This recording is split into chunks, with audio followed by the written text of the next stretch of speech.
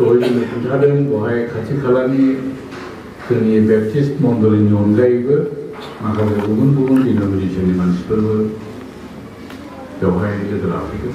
आं बिथांमोन बयखौबो हामबाय होनो दिनै बे गोथार मोनसे फोरबोआवहाय ज' जानानै सोरखौ बाख्नायनो बे समखौ बिथांमोना लानायनि थाखाय स्पेसियेलि जोंनि सन्जन बाबुनि स्कुलनि गथ'फोर बिथांमोनाबो फैबाय स्टुडेन्टसफोर आरो पारफरमेन्स खालामबाय। आङो बिथांमोनखौबो आङो हामबाय होनो जोंजों लोगोसे बे गासैबो चिल्ड्रेन्सफ्रा थाफानानै बे प्रग्रामाव जोंखौ हेफाजाब होनायनि थाखाय आङो दुइनम सनाफोरनि सल' बे हिस्ट्रिफोरखौ खोनानानै आङो बिराद थुलुंगानाय मोन्दों। ओमफ्राय दाख्लै फालुआ जेब्ला आंनाव थांदों आङो सोंसिन आं मिथिनांगौ माखासे बाथ्राफोरखौहाय सोंबाय थादों ओमफ्राय खोन्थाखादों। ओमफ्राय दिनै आङो बे जारिमिनाव बेरखांनायफोरखौ नुनानै मोजां मोनदों, गोजोनदों।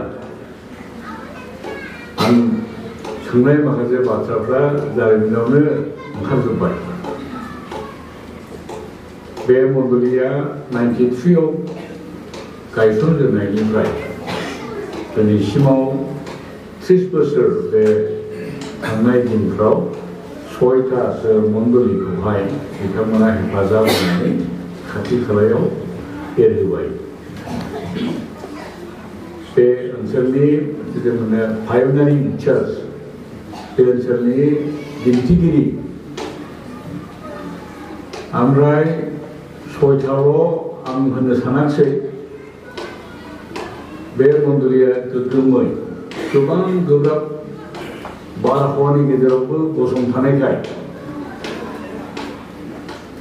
आवगायबोनायखाय साहस खालामनायखाय इसोरनि नुजाथि आरो आशीर्बादखौ बे ओनसोलाव दिन्थिनायखाय बे साहसजों गुबुन गुबुन खाथि खालानि जोंनि गिर्जाफ्रा हिम्मत मोन्दों, साहस मोन्दों। जोंहा दा बहाय 13थानि बारा गिर्जा दं आरो जोङो बे बिष्णुरि बे हाइवेखौ ओरै लायोब्ला 15थासो दं। बे गासैबो गिर्जानो बे 2 नं सनापुर मण्डलिया साया होदों। 6थायाथ' बे डाइरेक्ट बिसोरनि मददजों जाबाय। बे खाथि खालानि गिर्जाया साया होदों। आं नेपालिफोरनावहाय आं एसे फैजोब्बाय थासै, जों प्रग्राम खालामबाय थादों। आङो बिसोरनावहाय सोंदों बे बर' मण्डलिफ्रा बिसोरजों जगाजग लाबाय थायो दा? बर' मण्डलिफोर बहाय जोंनिया थादेराब्ला जों दाहालागै मा जासिगौ? थारमाने बिसोरबो साइक्लुम मोनदों। बेबायदि मण्डलि जोंहा दंहाय बिसोरो गसंथानो थाखाय बोलो मोनदों। गावसिनि खुगाजों जोंनो खोन्थानो सनापुर मण्डलिनि गासैबो मानसिफोर बिथांमोनखौ आङो बर' बाप्टिस्ट चार्च एस'सिएशननि जानानै आङो दिनैनि बे मोनसे देरहासार दिनाव बिथांमोनखौ आङो हामबायनो लुबैदों। जों जेसेबां नोंसोरखौ मोजां मोननानै फैबाय बे ओनसोलनि बे गिर्जायाव सनापुर मण्डलिनि मानसिफोरनि बादै आं एसे खावलायनो लुबैबाय बे साक्सेसनि थाखाय बिसोरखौ हामबाय होननानै बिसोरनि बे सेलेब्रेसनाव जोंखौबो लिंहरबाय। जोङो बिथांमोननो मोनसे आखाइ खबनानै होनि दे। Thank you. हामबाय होनो सनापुर मण्डलिनि गासैबो बिश्वासिफोर बिथांमोना बेबादि मोनसे साक्सेस स्ट'रि देरहानायनि बेबादि सल'खौ सोरजिनायखाय आरो गुबुन मानसिनो साइक्लुम होनायखाय आरो बिसोरनि जि कमिटमेन्ट आरोबाव बे खामानिखौ मावलांबाय थागोन इयुनावबो। नैबे गासैबो बाथ्राफ्रा बिथांमोननि साननाय हनाय नोजोरफ्रा जोंखौहाय थुलुंगा। आङो बिथांमोनखौ गोसो गोरबोनिफ्राय हामबाय होनो। जोङो बाइबेलनि बाथ्राथिं एसे जोङो थांनि आं बर'निनो दिनैहाय एकदम बारा बर' बायदि लाफानाय जाया खिन्थु आं दिनै एकदम बर'नि फरायजोबगोन होननानै प्रस्टुत जानानै फैदों। नै इतिहास आङो 7 अध्यायनि 15-16 आङो फरायजोबदों ओमफ्राय आं लासै लासै आवगायलांगोन। नोंथांमोना जायफ्रा बाइबेलखौ नायबा बे गैयाब्लाबो आं बुंलांनायफोरखौ लासै बुंलांगोन आङो खोनासं आङो फरायनि आङो बे मन्दिरखौ दिथा होगोन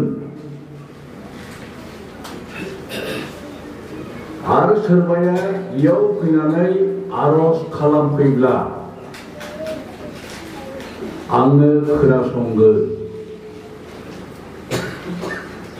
मानोना आंनि मुंखौ अरायबो लाखिनो थाखाय आं बे जायगाखौ सायख'बाय। आंनि नोजोरा आरो आंनि गोसोआ लागारबो बे न'नि सायाव थागोन आरो लागारबो रैखा खालामनानै लाखिगोन। नै इतिहास 7 अध्याय 15-16 गुसुङै प्रार्थना खालाम। अनसुला आफा नोंखौ हामबाय होनो दिनैनि बे गोथार दिनाव जोंजों थाफाब्ला नोङो देरहासारनाय होयो। नोंनिफ्राय आशीर्बाद मोनग्रा मानसिफ्रा नोंनि साखी जायो। नों बोर होनाय मानसिफ्रा जेराव गसङो बिसोरो मोदाननाय होयो। नोंनि बे गोथौ थाखोमानाय बाथ्राफोरखौ जोङो सोलोंनानै जों नोंखौ बाख्नायनो दिनै ज' जाबाय। बे सनापुर बाप्टिस्ट मण्डलीनि साफ्रोमबो सोद्रोमानि सायाव नोङो बोर होनानै मावनाय खामानिफोरखौ जोङो सुजुनानै जोङो खोनासंनानै जोङो बोर मोननो थाखाय जोङो हास्थायो आरो जिउआव थुलुंगानाय लानानै आफा जों दावगालांनो थाखाय जों थामथिम जादों। नोंनि रावखौ बुजिनो गोसोआव लानो आफानो जोंनो बोलो आरो सक्ति होदों। नोंखौ हामबाय होननायजों बोर होग्रा जिसु ख्रिस्ट'नि मुङै बियो आमेन।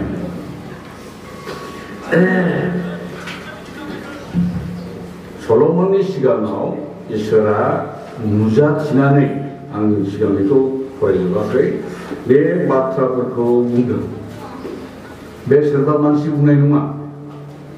इसोरा सल'मनजों नुजानानै सल'मननि मन्दिराव सल'मन लुनाय मन्दिराव इसोरनि थाखाय लुनाय मन्दिराव बे बाथ्राखौ बुङो। सल'मन राजानि बै मन्दिरखौ जों दिनैनि गिर्जाखौ बुङो। ओरै होनदों बे जायगाखौ आं सायख'बाय। बे जायगायाव फैनानै सोरबा आरज खालामोब्ला आं बेखौ खोनासङो। बे जायगायाव थानाय मानसिफोरनि बुंथिनायफोरखौ खोनासंनो आंनि खोमाया सांग्रां।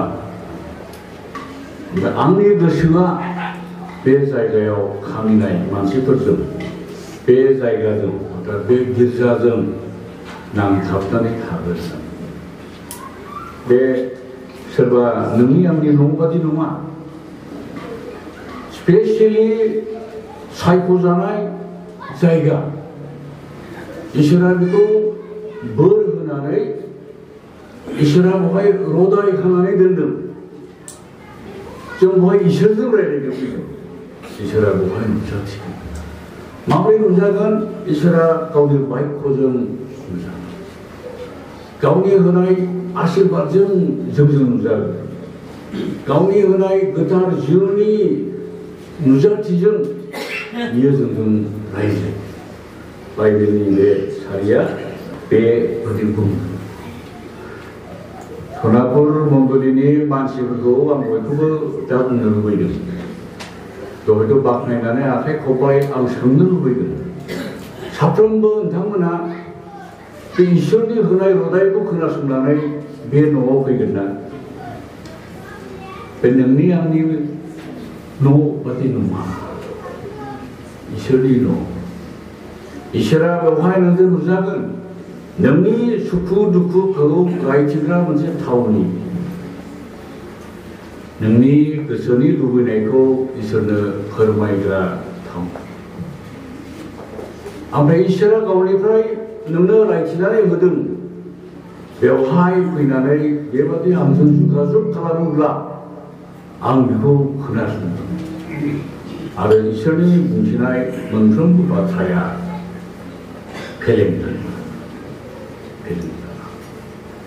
बे इसोरनि मावनाय सनापुर मण्डलीनि मानसिफ्रा दंफां सायाव जुरिजेननानै थांनाय बे 30 बोसोराव नैबे थावनिसिम सफैदों बे मोनफ्रोमबो बिथिङाव मोनफ्रोमबो मुगायाव मोनफ्रोमबो समावहाय इसोरनि दैदेननाय आरो नोजोरा दंमोन बेनिखायनो बे जायगाया आशीर्वादनि थावनि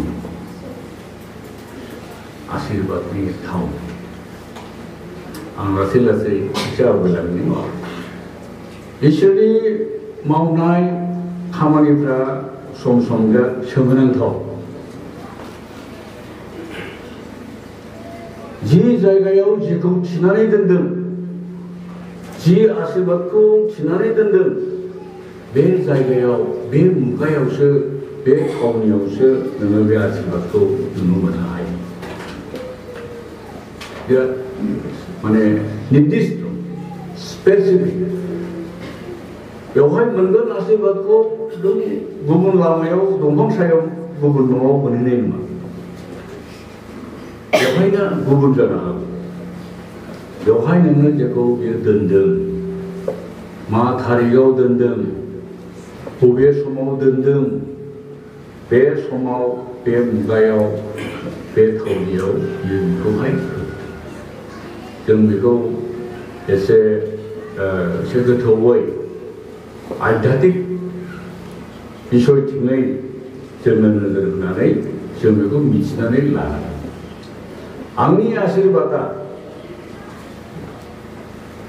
क्रिसमासनि 25 तारिखनि सेलिब्रेशनाव बियो आंनो दोननाय आशीर्वादखौ बे गिर्जायाव फैनानै इसोरनि मन्दिराव फैनानै बिनानै मोननो गोनां आशीर्वादखौ नोङो बे दिनावसो बे मुगायावसो बे थावनियावसो नोङो मोनो नङाब्ला मिस जागोन आङो दाख्लै लालायाव थांब्ला बेनि मोनसे एग्जाम्पल होदों 500 जननिबो बारा मानसिफोरनो जिसु ख्रिस्ट'आ बुंदोंमोन नोंसोरो नेनानै था गोथार जिउआ फैगोन 500निबो बारा बे बाथ्राखौ खोनादों पेन्टेकस्टनि दिनाव उपर हुथालियाव गोजौनि न'आव 120 जनल' बे दिननि ग्रेटेस्ट बे पृथिबियाव जानो गोनां बयनिख्रुइबो देरसिन घटिनाय निउ टेस्टामेन्टनि घटना देरसिन आशीर्वाद 120 जनल' मोना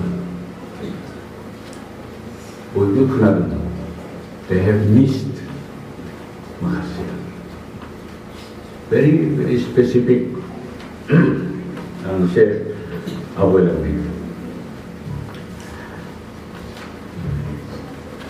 बाइबेलनि मोनसे आं सल' खोन्थानि प्रथम राजाबलि 17 अध्यायाव बेवहाय इलियानि मोनसे घटना दं इलियाखौ इसोरा बोसोन होदों ओमफ्राय बेखौ मोनसे केरिबथिं थांनानै दैसा सेराव थाहैनो थिनदों सल'खौथ' बयबो खोनाबाय आं कयेकथा पदखौ आङो सापर्ट होनो थाखाय आं एसे फरायलांनि 2 अध्यायनि एसे गाहायथिङै आङो फरायनो जर्दान दैमानि सानजाहा केरिब दैसानि खाथियाव थाखोमा हैदो आहाब दाबियाथ' सोलिगासिनो दं नालाय थाखोमा हैदो बे दैसायाव नोङो दै मोनलोंगोन आरो नोंनो जानाय मुवाफोर रोगानानै हैनो थाखाय दावखा दन्दाफोरखौ आं बुथुमहोबाय बे दैयाव थायो मानोना आंखाला स्टार्ट होबाय एलिया प्रार्थना खालामफिनाब्ला अखायानो हानाय नंला इसोरनि मानसि इसोरा गावनि मानसिखौ गोरान अखा हायै बोथोराव खामनानै दोननो हायो बेनिखायनो बियो एलियाखौ बुंदों नों अमुक जायगायाव थां नोंनि थाखाय बेवहाय दावखा दन्दाया आदार होगोन ओमफ्राय बेवहाय बोहैनाय नोङो बे दैसायाव बे दैखौ नोङो लों प्रटेक्शन गोरान अखा हायै बोथोरावबो आंखाल बोथोरावबो गावनि फिसाखौ बियो प्रटेक्शन होनानै मोनसे दख'रा जायगायाव बियो दोनहैयो बेवहाय बे थांथारनांगौ अब्लासो बे प्रभिजन बे बेबस्थाखौ बियो मोनहैगोन बेवहाय बियो दैसा मोनगोन बेखौ बियो मोनलोङो बेवहाय दावखा दन्दाखौ हुकुम होखानाय दङ आदार बियो मोनजागोन आरो बेयाव थाङालाबानो जुदि बियो बबेबा हाजोआव खारलांगोमामोनथाय बे बुथिनाय नङा इसोरनि इन्सट्राक्सन बेवहाय थां ओमफ्राय बाइबेलाव सल' लिरदों बियो थांमारदों बेवहाय थाहैदों दावखा दन्दाया बिनो जानाय होदों पासपर्टनिफ्राय जोङो नायलांदों आरो दावखा दन्दाया लागारबो बिनो फुङाव आरो बेलासियाव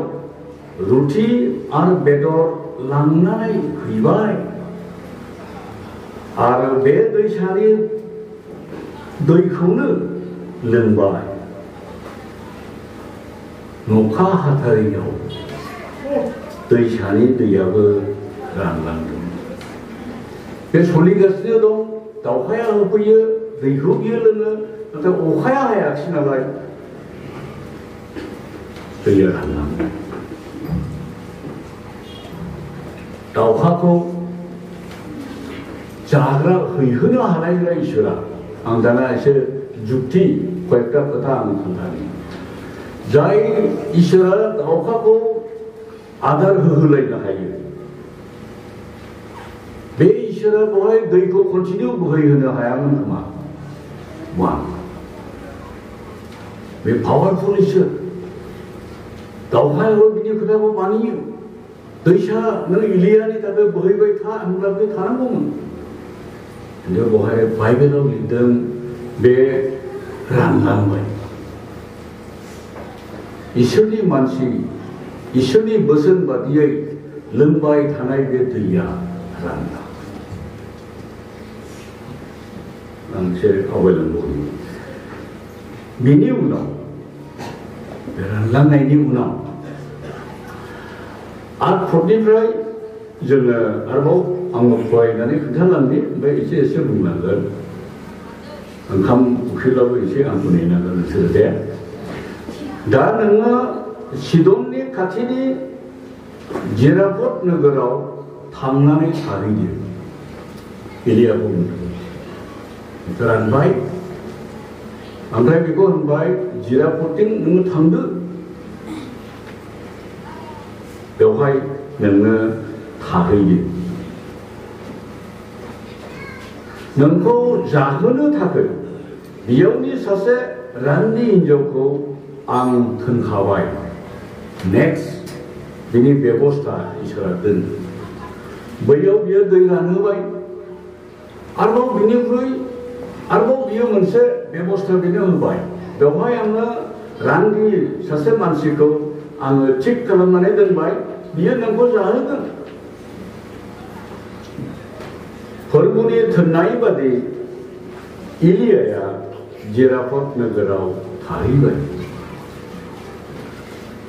बेवहाय थांनानै मा नुहैखो सासे रान्दिया रान्दि हिन्जावखौ 뭔 무tumbai थानाय नुहैबाय आरो बियो बे रान्दि हिनजावखौ नुबाय अन्नानै आंनो दै एसे लोंनो होदो जेब्ला दै लायनो थाङो अब्ला बियो लिंहरफिननानै होनबावबाय जानो थाखायबो अन्नानै एसे रुथि लाबोदो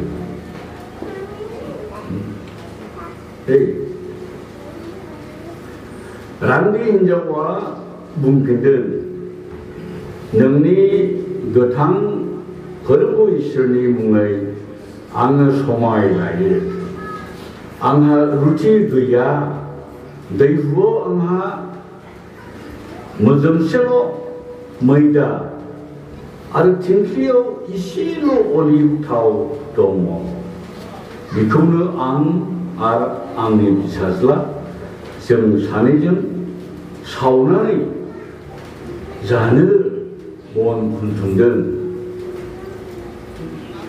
बेनो जोंनि थाखाय जोबनायनि जास्रानाय जासिगोन बेनि उनाव जोङो उखैनानै थैनांसिगोन बेवहाय दै रानहोनानै दावहा दन्दानि होनाय बे बेबस्थाखौ बन्द खालामनानै आरोबाव गुबुन मोनसे जायगाथिं इलियाखौ बिथोन होदों मा जायगामोन बे जिराफत सिदननि बे ओनसोला आहाबजों सालायजानाय आहाब राजाखौ होसोगोन मर रिक्स बांसिन माने रिक्स बांसिन समस्या बांसिन आरो खैफोदनि फारसे इलियाखौहाय थांगोन दहायथ' खैफोद गैगौलां बेनि उनाव मोनसे स्टेप जों जेरै फुटबल सासे जोग्राखौ गामियाव जोहोजेनो स्कुलाव जोहोजेनो टुर्नामेन्टआव जोहोयो आनसलिकआव जोहोयो डिस्ट्रिक्टआव जोहोयो रिजनेलाव जोहोयो नेशनेलाव जोहोयो इन्टारनेशनेलाव थाङो बिसोरनि लेभेला एकबारैनो बैयाव थाङा बे लेभेलाव बे ट्रेनिंसफोरखौहाय खस्थ' दुखु जारलाफोरखौहाय देरहालांनानै बिसोरो थांनांगौ मोनसे दैमानिफ्राय आरोबाव बियो मोनसे फारसे थांबावबाय बेवहाय आरो देरसिन बिहा सोमोनांथाव खामानि मुखाबिला खालामनो गोनां दं ओमफ्राय बे सल'आव होनदों जोबथा लास्ट आदार ओमफ्राय जोङो थैसिगोन बिदिनाव बिसोरो सुइसाइड जासिगोन बेखौ जानानै गैला उखैना थैलांसै बिसोरो इसोरनि मानसिया बेवहाय नुजायो ओमफ्राय इलिया बुंबावबाय इलिया जेबो बुजिरोङा बिदि नङा बेहा गुबुन साननाय दं जेखौ बे रान्दिया मिथियाखै गुबुन बाथ्रा बियो मिथिदों जेखौ बे रान्दिया मिथिया रान्दिखौ होनदों बेखौनो आंनो लाबोगोन जोबथा मोनसे अबस्था थैनायनि मोनसे अबस्था माब्ला थैयो मानसिया माब्ला सुइसाइड जायो सोरगिदिं मोनफ्रोमबो रोखोमनि सा सुबिदाफ्रा जेब्ला जोबथेजोब्बाय राहा गोथे जाजोब्बाय जेब्ला जेनग्लिबाय जोबथा स्टेजाव जेब्ला सफैयो मानसिया लास्ट स्टेज इसोरनि मानसिया होनदों बेखौनो आंनो लाबो नोंनि जोबथानाय जिउखौनो नोंनि जोबथानाय आदारखौनो आंनो लाबोगोन आंनोबो बेखौनो नांगौ आंनो लाबोगोन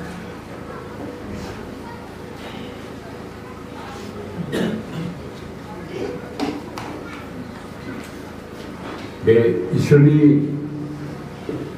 राव मोनखाय इसोरा बेखौहाय थिनानै दोनखानायखाय इसोरा बेखौ सिमांबो बुङाखै इसोरा बेखौ सोरगो दुद्रुनानै बुङाखै खिन्थु इसोरा बेखौ प्रस्तुत खालामनानै दोनदों मानोना इलियानो खोन्थाखादों आं सासे रान्दि मानसिखौ रेडि खालामनानै दोनदों बे नोंखौ जाहोगोन बेबादि मुगायावबो जोबथा मोनसे स्टेजाव इसोरनि मानसिनि बे बुंनायनि रावखौ बिनि गोरबोआव बियो मेलेमजों आरो गोरबो जिउजों बियो बुजिनो हादों। ओमफ्राय बियो बे जोबथा मिल आदारखौ एलिया इसोरनि परामर्शखौ इसोरनि दास बुंनाय बादि बिनि उनाव बेवहाय मोनसे मिराकल आरोबाव माब्लाबाबो बे जोबथा आदारा थ्रुआव बिसोरनो साथाम मानसिनो उदै बे आंखाल 3 बोसोर आंखालखौ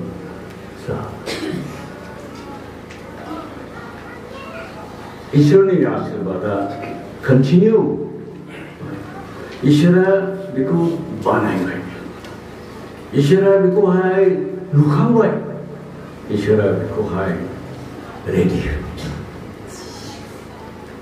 एबान्डेन्ट ब्लेसिं होननानै बुंबाय थायो जोबनो गैयै बोहैगोन जायहा बे दैखरनि लोंखौ दैगोन दैखरनि दैखौ लोंगोन बिनाव भुमुक जानानै इसोरा बुंदों आंनि दैखरनि दैखौ जाय लोंगोन बे भुमुक जानानै ओंखारबाय थागोन। लास्ट स्टेज बे जोबथा नङा फोरबोनि आखायाव बियो जागायजेननाय बेनिफ्राय इसोरा लुखांनो आरो बानायनो हायो बे देरसिन आरो बेनि उनाव एलिया बे जायगायाव बेनिख्रुइ आरोबाव नेक्स्ट लेभेल मोनसेनिफ्राय मोनसे फुल अफ मिराकल्स मावलांनायनि काहिनिया बेनि उननि सल'। आं फुटबलजों बुंजेनबाय गामियाव गेलेग्रोयो स्कुलाव गेलेग्रोयो एरियायाव गेलेग्रोयो थाङै थाङै हलिचरना दा नेसनेल इन्टारनेसनेल गेम गेलेयो सानसेखालि टेस्टिमनि जों फरायबाय गामिनि सिम्पल गामिनि मानसिमोन बियो मोनसे मटर मेकानिक्स हेल्पारफोर बादि सालायजेनदोंमोन सोलोंजेनदोंमोन जों गामियाव गेलेयो गासै मोनफ्रोमबो एलियाखौ बेबादि प्रस्तुत खालामनानै उननि बिनि जिबना गासैबो गिदिर मिराकलजों आं दसे बे सल'खौ बावनो दोनथ'नायसै सनापुर मन्दिराव आं बुंसै सनापुर मन्दिरनि मानसिया 1973 मायथाइयाव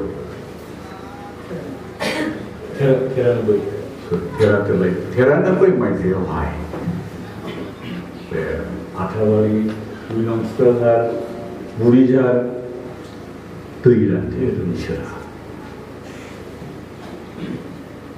दावखाया आदार होआलै बिसोरनो बहा फैखो बे अरनबारियाव बिथांमोना फैनानै 93 मायथाइयाव दंफांनि सायख्लुमाव बिथांमोना बे जिउखौ जुरिजेनदों। इसोरा मिथियामोन नामा दिनैनि गिर्जा इन'ग्रेसन खालामगोनखौबो बाइबेलनि बाथ्रानिफ्राय आं बेखेवनो सानदों बे पृथ्वीखौ दानायनि सिगांनो बियो मिथिगौमोन पृथ्वी जागायजेननायनि सिगांनो इसोरा बेखौ मिथिगौ इसोरा बे लामा मोनसे जायगानिफ्राय दैखौ बोनानै नैबे जायगाखौ इसोरा बेवहाय लाबोनानै इसोरा मा मावखो मोनसेनिफ्राय मोनसे खैफोद खैदां बहाय गोबां रोखोमनि जेंना जेंसि बिसोरनि जिबनाव नुजाबाय खिन्थु इसोरा बिथांमोनखौ गावनो लाबोनायखाय बिथांमोनखौ दिथा होनानै बिथांमोनखौ मिथिहोदों इसोरा बिसोरजों लोगोसे दं होननानै ओमफ्राय इसोरा बिसोरखौहाय रैखाथि आं बुङो बे दंफांनि सायाव बिथांमोना गिर्जाखौ स्टार्ट खालामामोनब्ला इसोरजों रायज्लायजेनामोनब्ला इसोरनि बियो अल्टार मोनसे बिन्दो बियो बिदि बेखौ बिसोरो सोरजियामोन।